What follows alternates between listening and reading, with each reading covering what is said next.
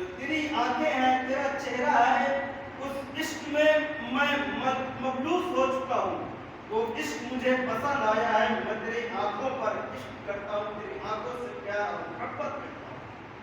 تو وہ خاتون کہتی ہیں کہ ہو سکتا ہے کہ معشوق تیرا عشق پورا ہو جائے، ذرا تو کہے.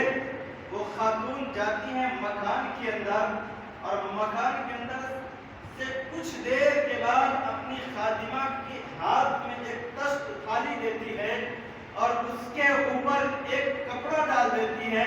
دے کر کے کہتی جا باہر حسن بصری کھڑا ہے، وہ انتظار کر رہا، اسے یہ تشت دے دینا.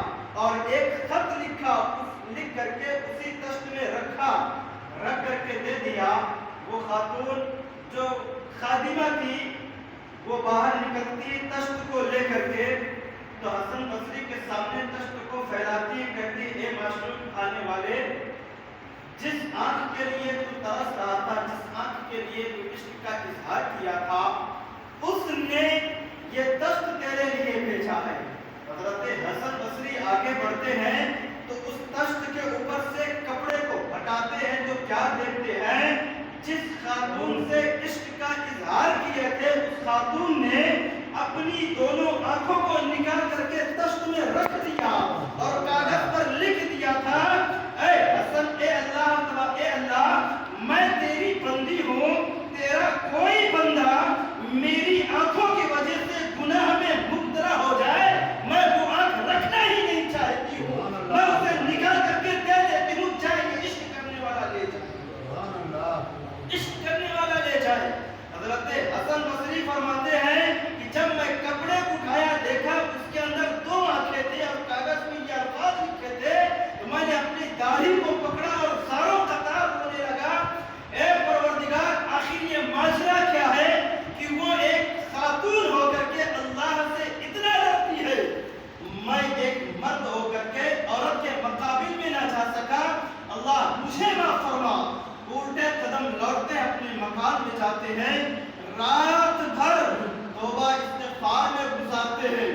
صبح کی سفیدی جب نمودار ہوتی ہے تو رات بھر توبہ کرنے کے بعد صبح کی سفیدی نمودار ہوئی. حضرت حسن بصری فرماتے ہیں کہ اے حسن، رات بھر تو تو نے توبہ استغفار کیا ہے، چل اس کے دروازے پھر سے اس سے توبہ کر لیتے ہیں، اس سے معافی مانگ لیتے ہیں. اللہ سے ہم نے تو معافی مانگ ہی لیا ہے، لیکن اس خاتون سے بھی معافی مانگ لیتا ہوں. حضرت حسن بصری صبح کے وقت اس خاتون کے دروازے پر پہنچتے ہیں. پہنچنے کے بعد کیا دیکھتے ہیں کہ اسی خاتون کا جنازہ تیار ہے اور جنازہ جانے کو تیار ہے. پھر حضرت حسن بصری ساروں قطار روتے ہیں اور خدا کی بارگاہ میں توبہ استغفار کرتے ہیں، یہاں تک کہ پھر رات کا وقت ہوتا ہے. پھر اپنے مکان میں آتے سوتے ہیں، وہی خاتون خواب میں آتی ہے.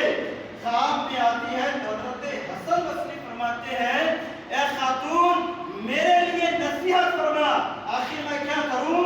وہ خاتون کہتی ہے اے حسن سن، جب تمہیں کبھی بھی تنہائی محسوس ہو یا تنہائی میں ہو، اس خدا سے ڈرنا جس خدا سے کائنات کا کوئی ذرہ ہی نہیں چھپا،